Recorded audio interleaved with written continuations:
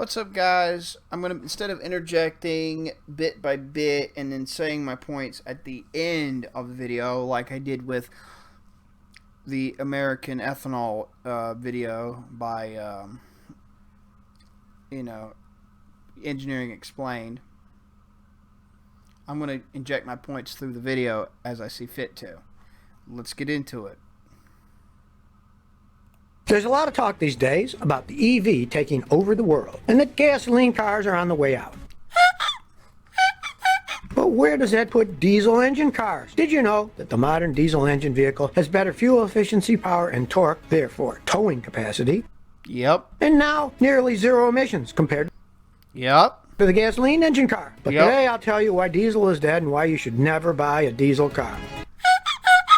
On August 22nd, 2006, a new world record was broken. A speed of 350.092 miles per hour. Andy Green broke the diesel land speed record in the Bonneville Salt Flats in Nevada. But this was no fluke record. It was years in the making. Let's rewind back to May 1997. 34-year-old British fighter pilot Andy Green was on vacation. And he decided to spend that time with a bunch of engineers in Al Jafir, Jordan. The plan? To pilot an 11-ton powered jet car called Thrust SSC and iron out a few problems before shipping it off to the U.S. for a world record attempt. Andy's plan was to bully the car into being stable by making constant tiny adjustments to maintain stability. And on the last day of the team's testing, Andy was able to take Thrust SSC up to 490 miles per hour. But he wasn't done there. In June 1994, Andy responded to a headline in the paper that read, "Wanted, high-speed driver to break the sound barrier." Andy had always been fascinated by the land speed record since he was a kid, so he jumped at the opportunity to break it. And so off he went to join the team to shoot for the land speed milestone, the sound barrier. After all, he'd experienced flying supersonic fighters and doing a 364-foot bungee jump just because. So he was a strong candidate for the position, which was advertised for only those who weren't of a nervous disposition. On the morning of October 15th, 1997, Andy Green climbed into the cockpit of Thrust SSC. He smashed the record with a new land speed record of 760.035 miles per hour. Not only that, but he also set the first supersonic land speed record. And then Andy went back to his day job. But then came 2005. Chairman of the British construction equipment builder JCB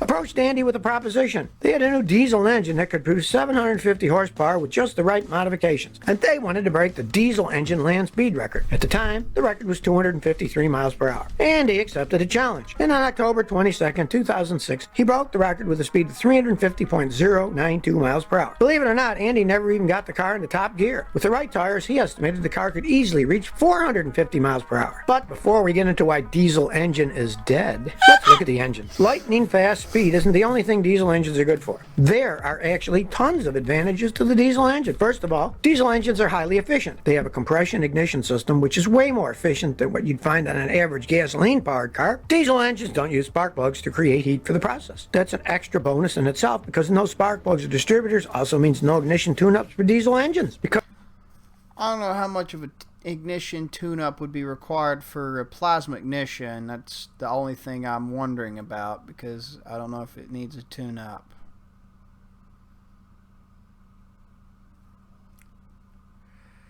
Correct me if I'm wrong. But I don't think plasma ignition is necessarily going to need a tune-up. If anything, you'll have to retard the ignition timing closer to top dead center than you would prior. Anyway, because the engine needs to get the air at the correct temperature, it needs more compression. Yep. So if it compresses the air inside until it's hot enough to spontaneously ignite the fuel when it's sprayed into the chamber. A higher compression level means a hotter engine than in a standard gas car. All this means that with a diesel engine, you'll get more energy while using less fuel to create it. Yes, because the chemical potential energy in diesel fuel is going to be some say it's higher than gasoline, some say it's slightly less. There's multiple all over the board fucking things. It's all over the board, but essentially it's around the similar or slightly more to slightly less. It ranges. To be able to make more energy, it's more effective to use compression ignition to do so. All these can be these efficiencies can be improved on to varying degrees, but we'll get to that. Also means better gas mileage than gasoline. Yes, but again, we can also use turbo diesels and improve on it to some degree. I'll get into that. powered cars. And with prices on the way to $10 a gallon, you can see why it's such an advantage to be able to travel further without the need to fill up as often. In fact, people from the UK that are able to work on diesel vehicles still at this point in other European countries that don't have the fucking taxation laws and road regulations we got here, please hear my video out. You can implement this and really green your shit up. Or just any country in general that doesn't have these issues like we got here in the States.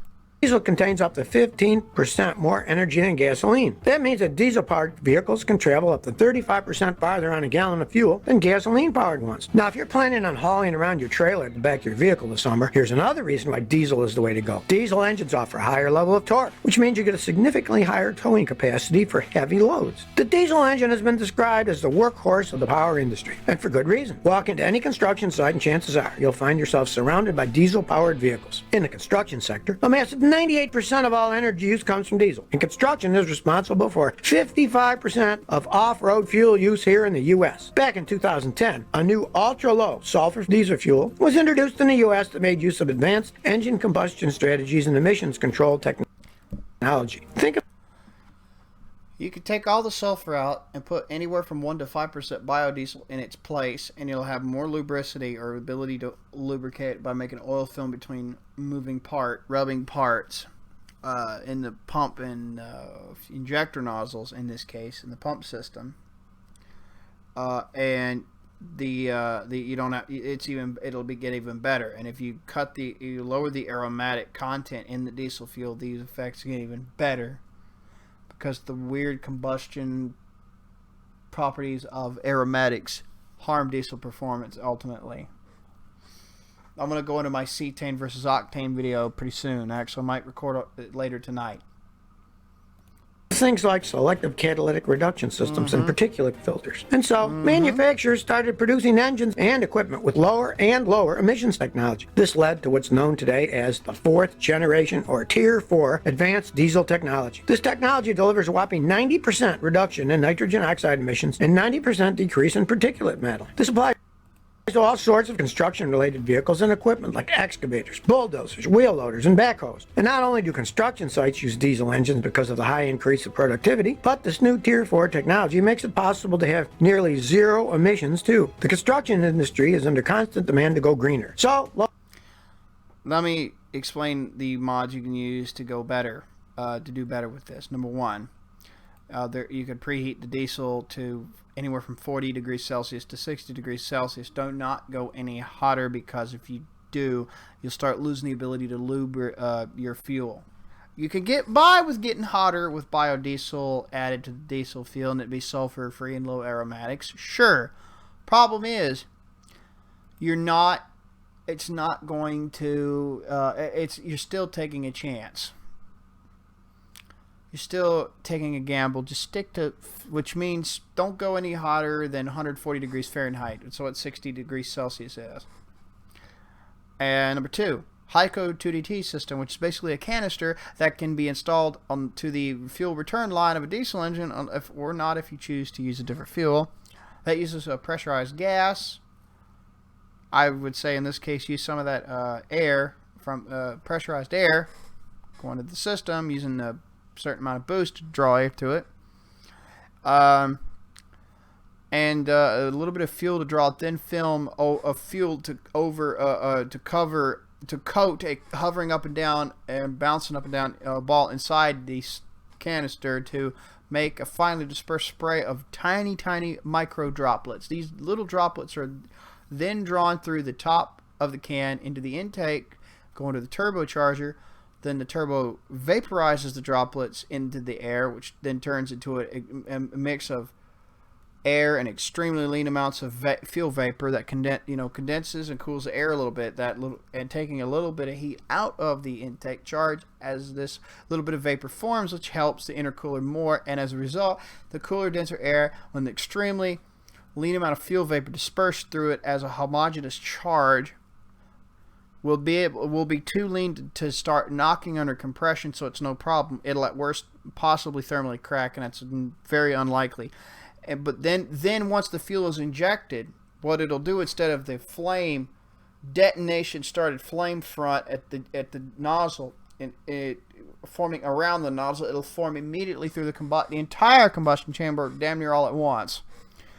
This will lessen the lag time between the squirting of the fuel and the ignition of it, smoother burning, a little bit more power, lessen exhaust temps because it's getting burned better, greatly reduce smoke pollution, and lessen fuel consumption. It's been confirmed by independent tests in '93 by Perkins and Cummins engine users. And they sent their reports back to George Weissman. There was this little testing thing he did. It's been alleged to increase the fuel economy of a Volkswagen Jetta car, I believe it's a car, by 40%.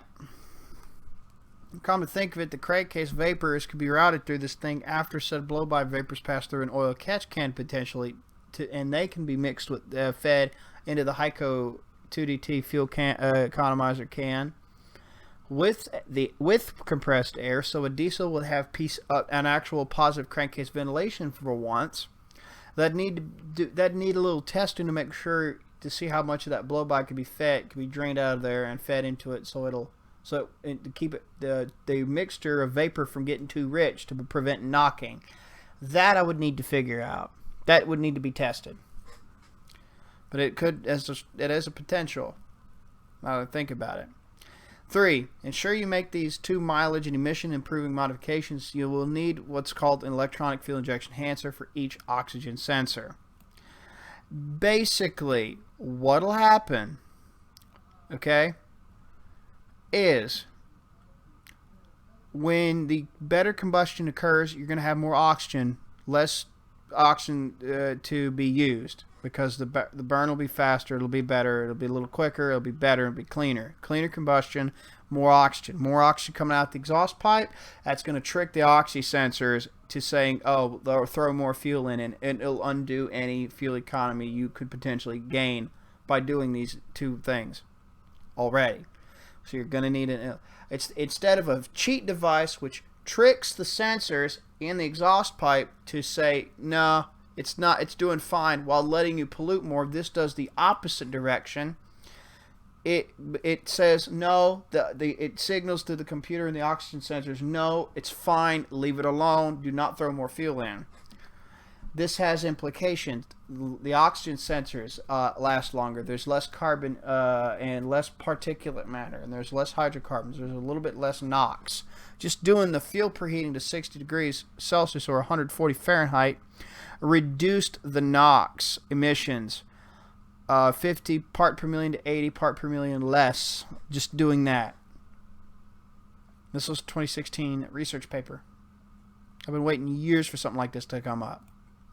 So yeah, we can combine these 2 technologies with the EFIE with all this other Gen 4, Tier 4 emission control tech, and make the diesel particulate filter traps not have to burn and be purged nearly as often.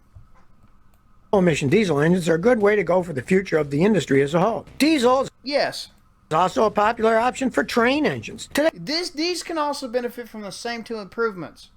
You would have to scale up the Hyco 2DT fuelizer canister, fuel economizer canister, to scale it up, and it could help it, but it's kind of hard to say how it have to be experimented on as well.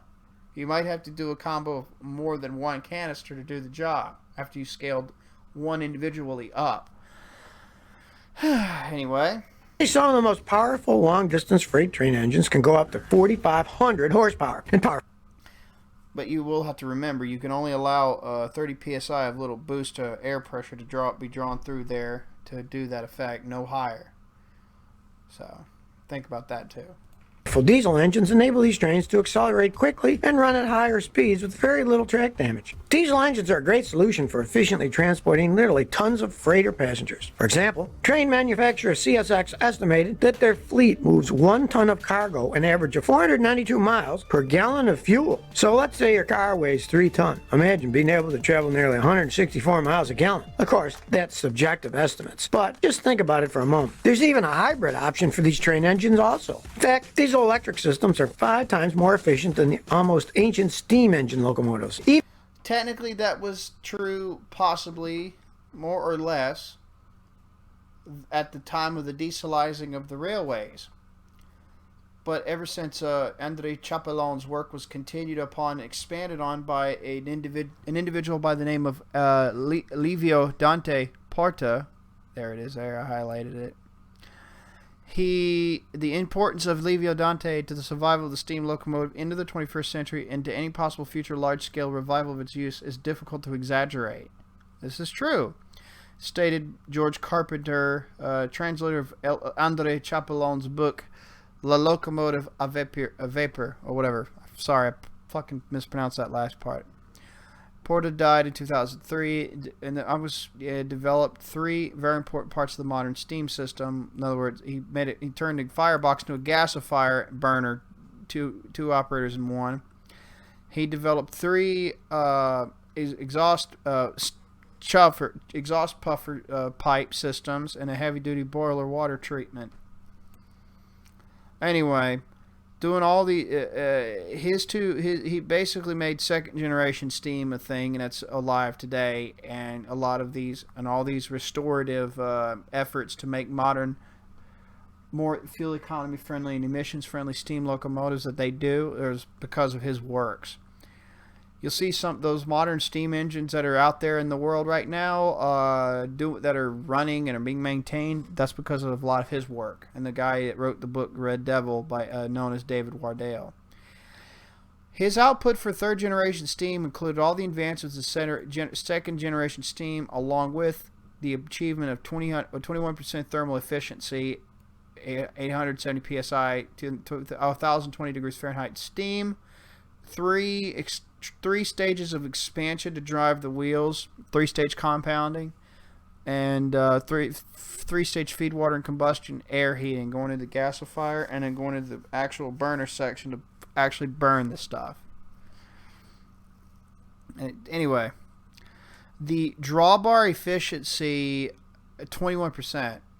By comparison, an EMD SD70A CE AC traction, alternating current traction diesel motor diesel electric vehicle has a drawbar thermal efficiency of at best almost 36%.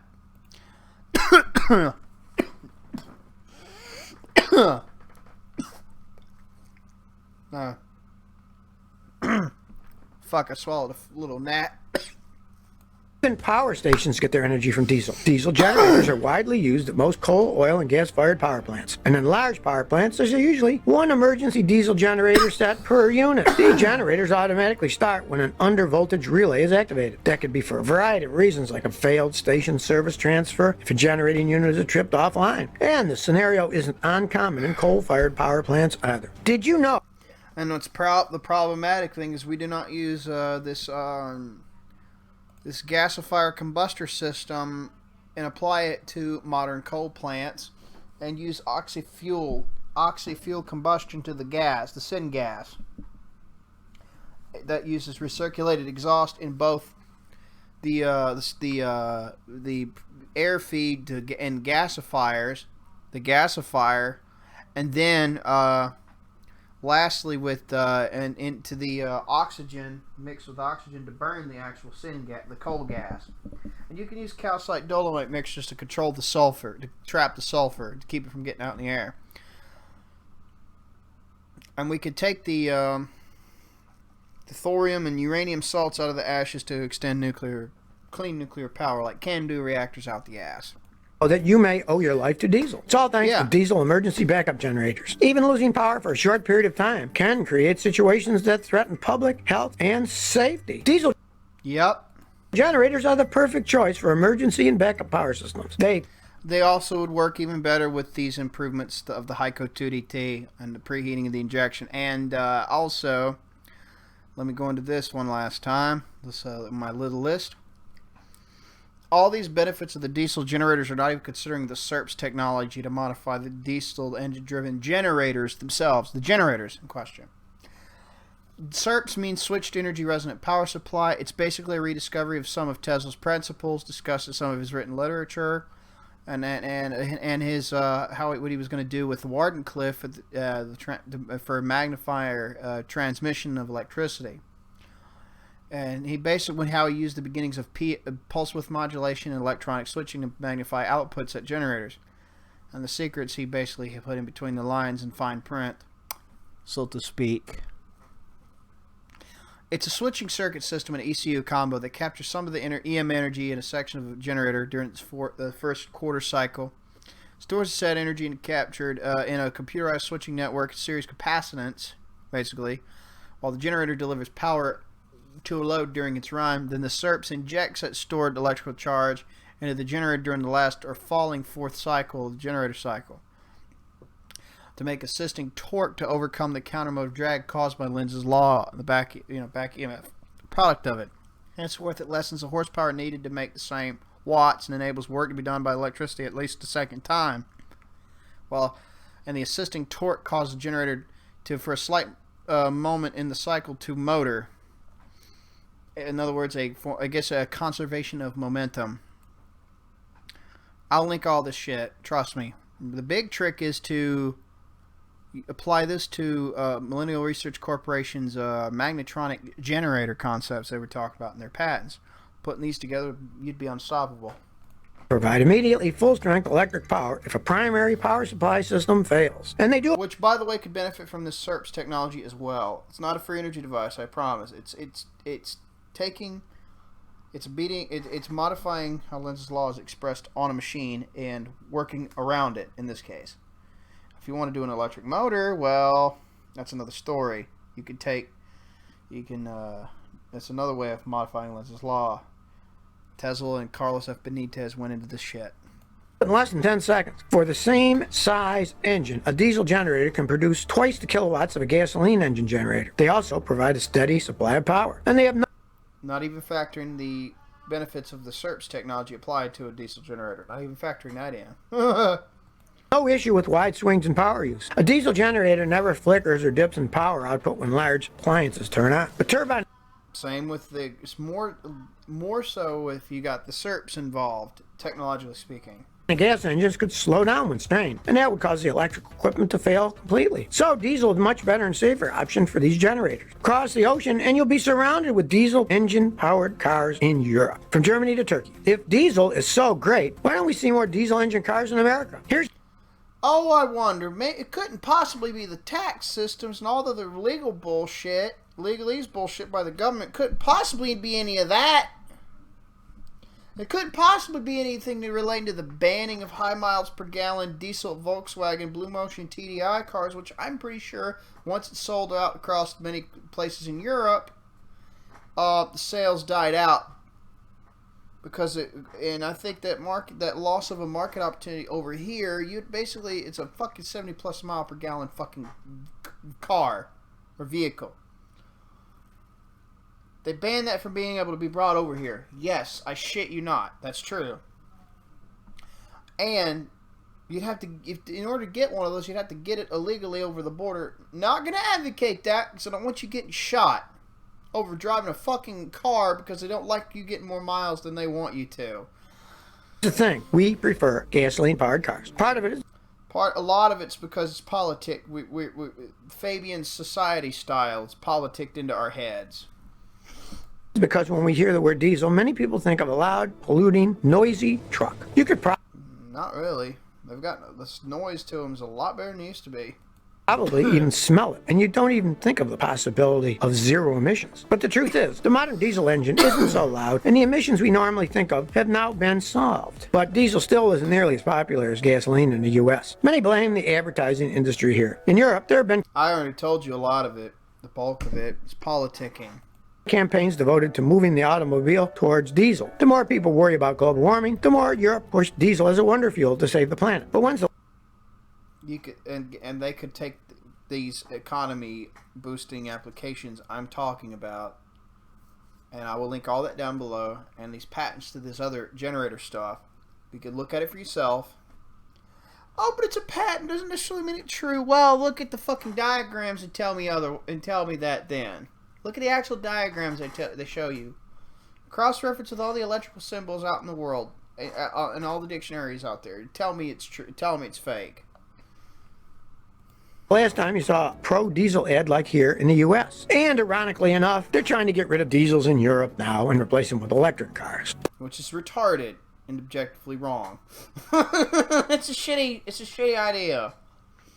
But it's not just that. Here's why diesel will never be a big thing in the U.S. Diesel engines aren't perfect. Far from it. First of all, the steep price tag of a diesel. The steep price tag of diesels is a lot of it's bullshit. And the fact they artificially make it a scarce supply over here through all that fucking bullshitting. Fucking companies, small, medium, and big corporates would benefit from having that shit brought over here. But ultimately, like I've said, it's not corporations running the government. They collude together. The biggest fuck the others over. They fuck each other over when they can. You kidding me? Those who kiss the Rothschilds' dicks enough, they get first dibs on moolah printing and use the Candlelight effect, get their assets out of the system as much or away from secured as best as possible. It's kind of how that works. Most of you might not know what that is. It's pretty obvious. Something that Keynesians love denying. Cars are much more expensive than standard gasoline engine cars. We're talking thousands of dollars more expensive. But are they worth it? Many disagree. I mean, yeah, sure, diesel engines have higher mile per gallon ratings, but they come with tons of issues and repair costs if they break down. Diesel cars might not need new spark plugs or distributors, but they still require regular maintenance. Most diesel cars have separators for the excess water in the system. And you better make sure you empty that water out periodically or else you'll be in for a world of trouble. Once you do go into the mechanic for repairs, be prepared for a hefty price tag. Diesel mechanics might end up charging you more for repairs. This is because diesel engines require their own unique parts and servicing. Also, a dealership or garage will have certified mechanics that perform this type of work. In a way, it's an endless cycle. To make diesels cheap, you need a process where you have high inventory of diesel parts and technicians. And remember, if we deregulated we didn't have 117,000 pages of regulations in corporate America at the Fed level, this probably wouldn't be such a big fucking issue. And if we emphasize licensing and contractual promises to fabrication and making of technology to make parts and profit sharings on the parts markets, and actually made that a thing again, this probably would be wouldn't be an issue. Remember, diesel needs heat. So diesel is bad news if you live in a colder state. Once temperatures drop below freezing, it becomes more difficult to start up your diesel engine. That's why we got glow plugs and block heaters. Don't. Although I would advocate putting an independent oil pressurizer unit to the crankcase to draw oil from the crankcase and pump it until it's able to get pressure, and then immediately push a film of oil to every part as it starts and idles. Just saying. You need a higher temperature available to ignite the fuel, which means you need a block heater to keep the compartment warm while you're not driving. And if you're the type of person who travels all the time and can't access a power source for your block heater, I suggest not scheduling any early morning appointments, because with all the time it'll take for you to warm up your engine, there's no way you'll make the appointment on time. Also, don't forget that diesel engines are still louder than gas cars, especially when they're cold. A standard diesel engine produces 100 decibels of noise. Add that to the extra noises of accessories and equipment, and that noise can quickly become deafening. A gasoline-powered engine, on the other hand, only produces about 75 decibels when driving at 65 miles an hour. Did you know that anything above 85 decibels has the potential to create hearing loss? Consumer diesel cars are on their death march. Recently, diesel is described as the one-time wonder fuel that's become the new asbestos. You see, nitrogen oxides and dioxides and particulate matter are pumped out by diesel exhaust. Yeah, nitrogen oxides and nitrogen dioxide can be dropped a lot by these fuel economy improvements. I proved that with the preheating of diesel to some degree, and that 50 to 80 parts per million less is very worth it. Trust me. But they are now being branded as silent killers. The European Environmental Agency found that nitrogen dioxide from diesel fumes caused about 71,000 premature deaths across Europe, and that was technically it's not caused; it's probably caused. This is cross-referencing correlations with physiology and biochemistry. They say it probably causes. In just 1 year, the World Health Organization declared that diesel that co-opted fucking institution exhaust is carcinogenic, meaning it. Well, they're not wrong there, but a broken clock is right twice a day. is a cause of lung cancer that's now in the same category as asbestos and mustard gas. Not only are people finding out about the scary hidden dangers surrounding diesel, but there are many diesel-related controversies that have been happening in the past decade, some costing car companies billions of dollars. Diesel engine vehicles have never been the #1 choice here in the U.S. But interestingly enough, in 2020, sales of pickup trucks and SUVs with diesel engines grew 28%. Maybe something to do with the pandemic, I don't know. But we'll have to see. What's it to do with fuckers saying, no, fuck you, I'm not doing what you say, I'm going to buy a diesel because fuck you. I need something more than that. I need something a little bit better. And there's also more growing trends of people making their own biodiesel from wasting virgin seed oils. And when they started drifting away from using frying oils and stuff, they said, oh, I got all this. Oh, let me take your frying grease that you're still frying. Oh, let's pull some money together and let's just get the cost down. It's all that shit. Then you got various farming spots up in the different various states. Make it farmers growing their own biodiesel crop to make, and then if they want to winterize it, they can get turpentine at 10 to 15% at max from a fucking store. Mix it in there, and you're done, son. Put a little diesel mechanic in the bottle into the mixture to make sure it's good, stabilized, and last as long as possible. But you get my point. See if the trend carries on this year. But it gets worse. Diesel made the news worldwide not too long ago due to a scandal now called Dieselgate. This is why I mentioned EFIE and why it's the opposite direction of a cheat device, especially when you use it to actually pair it with fuel economy boosting and less emission, lowering combustion. It's basically, instead of an emission cheat device, it's a combustion enhancement interface technology is what it is actually. Instead, so it's the opposite. 2014, it was discovered that Volkswagen had installed emission software in more than 500,000 diesel cars across the U.S. and almost 10.5 million more worldwide. The software enabled their vehicles to sense the unique parameters of an emissions drive cycle from the Environmental Protection Agency. These defeat devices were able to detect steering, throttle, and other inputs on the test. See why I said the differentiation between the EFIE and these fucking things? Yeah, because George Wiseman's right, and so am I. And so are the tens of thousands of people that fucking used his tech on the vehicles. Same with those fucking confirmations of... let me move this tab over. If you don't know, I'll gladly link it. Anyway.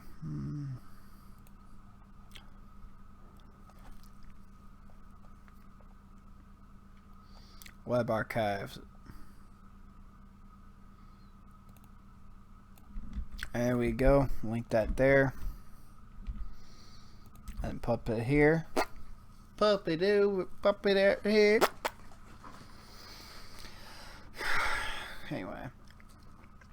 This is a Heiko 2DT. And yeah. This is the report. I'll link it to you.